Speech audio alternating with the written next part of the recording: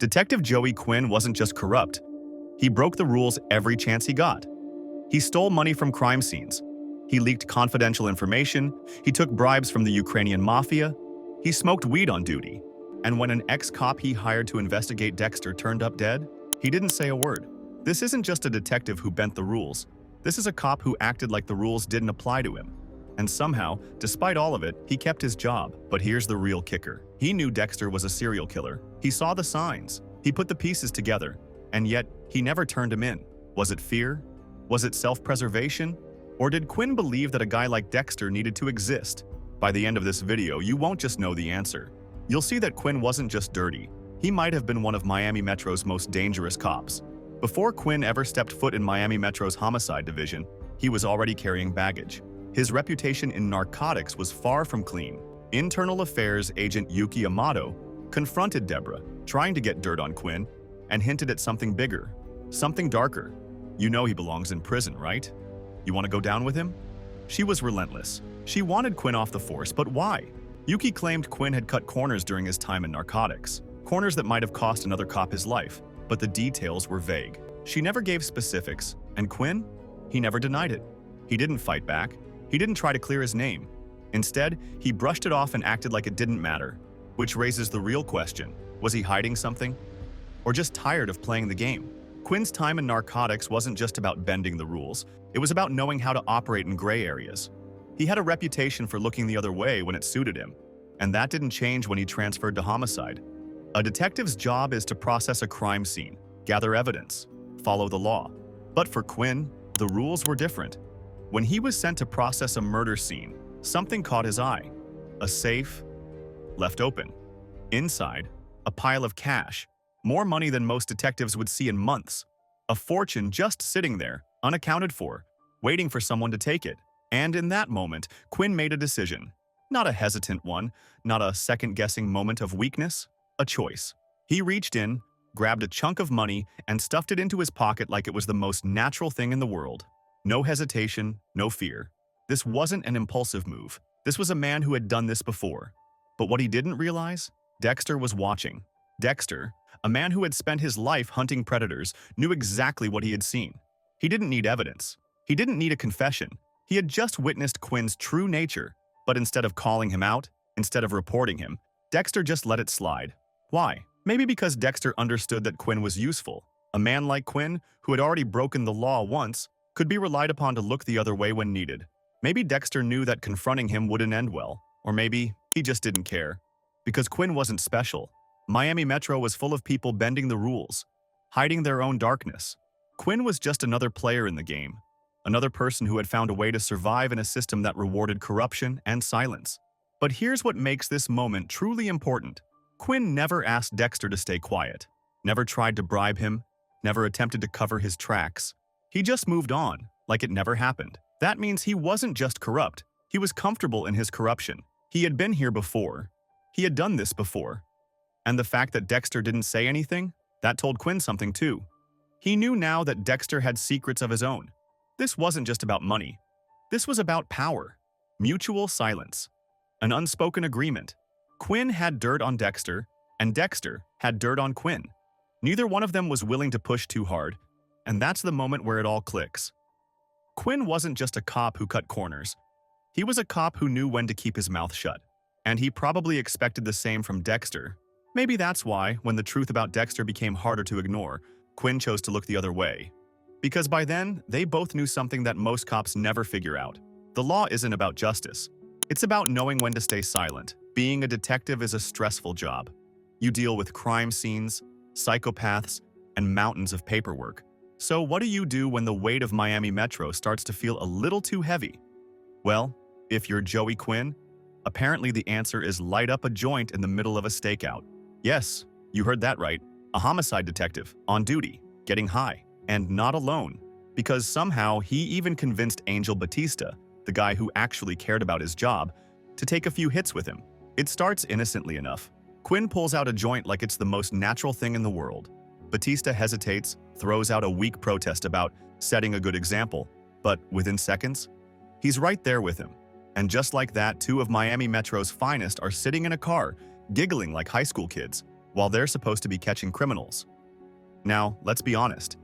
This moment is hilarious, and in the grand scheme of things, it's hardly Quinn's worst offense. But think about it. What kind of detective thinks this is an acceptable way to pass the time on duty? A lazy one? A reckless one?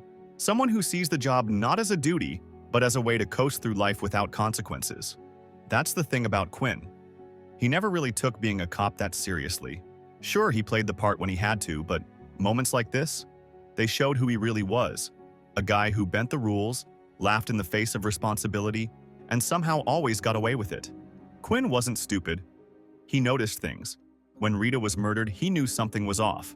When Kyle Butler's sketch surfaced and it looked just like Dexter, he started asking questions. He had instincts, and those instincts told him there was something not right about Dexter Morgan. But suspicion alone wasn't enough. He needed proof, and that's where Stan Liddy came in. Liddy was the kind of cop Quinn had probably worked with plenty of times before.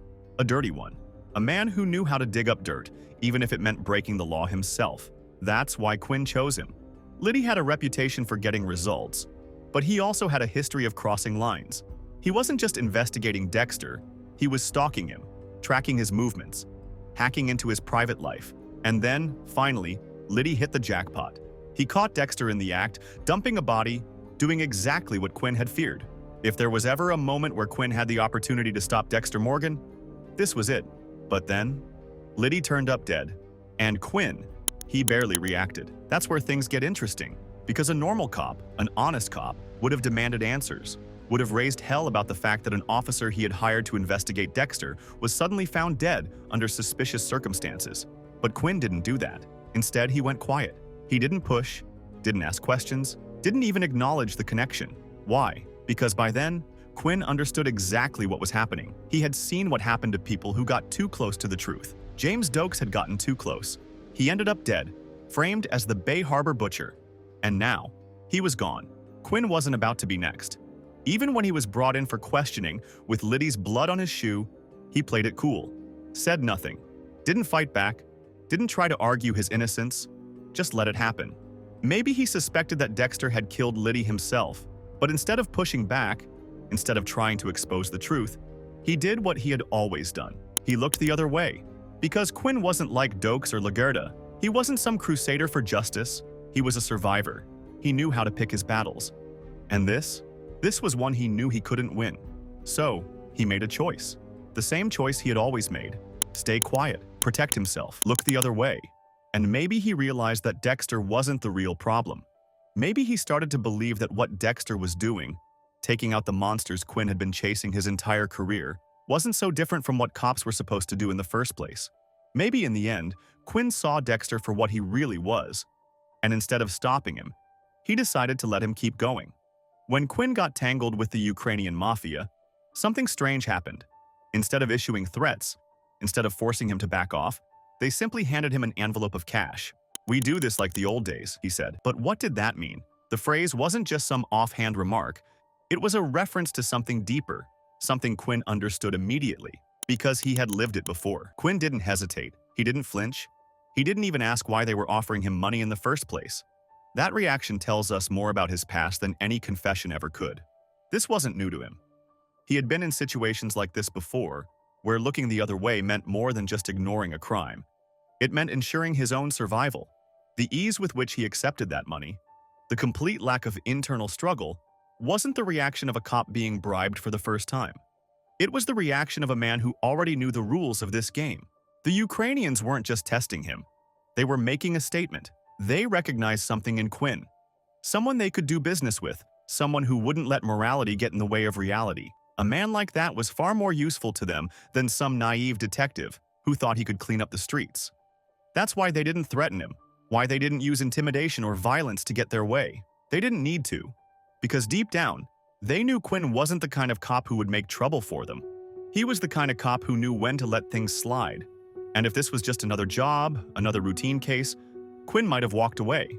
But there was something else at play here. Nadia, the dancer he had grown attached to.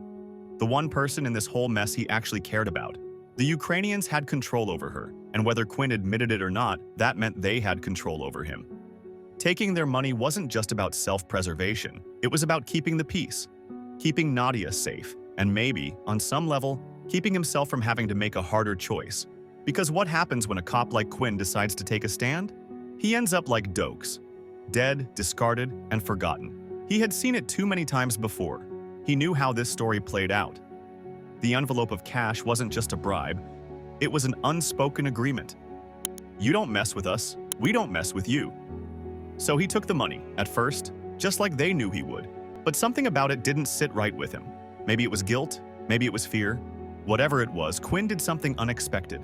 He gave it back. But that didn't erase the fact that for a moment he was willing to play the game. He knew how it worked. He knew how to step aside, when to keep his mouth shut, and when to play along. And maybe, just maybe, the Ukrainians knew that too. Because in the world Quinn operated in, morality wasn't what kept you alive. Loyalty was. When Oliver Saxon was captured, Dexter walked into the holding cell, knowing exactly what he was going to do. He stabbed Saxon in the neck with a pen. It wasn't self-defense, it was an execution.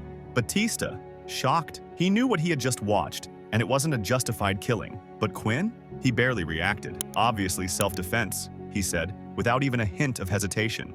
That moment revealed more about Quinn than anything else. Because he wasn't just covering for Dexter. He was protecting himself. By then, Quinn understood how things worked. He had learned the rules of survival long before that moment. And in his mind, Saxon wasn't just any criminal. He was the man responsible for Deborah's death. Maybe just this once, Quinn wasn't wrong. Maybe Dexter did what the justice system never could. But here's the real question. Did Quinn truly believe what he was saying, or was he just playing the game? Because the truth is, Quinn had spent years in a department full of cops who had bent the rules when necessary. He had seen his fair share of cases where justice never arrived, where the law failed, where monsters walked free. And maybe, he had come to accept that sometimes the only way to balance the scales was to look the other way. He knew what this meant, though. By covering for Dexter, he was doing the exact thing that had gotten Dokes killed.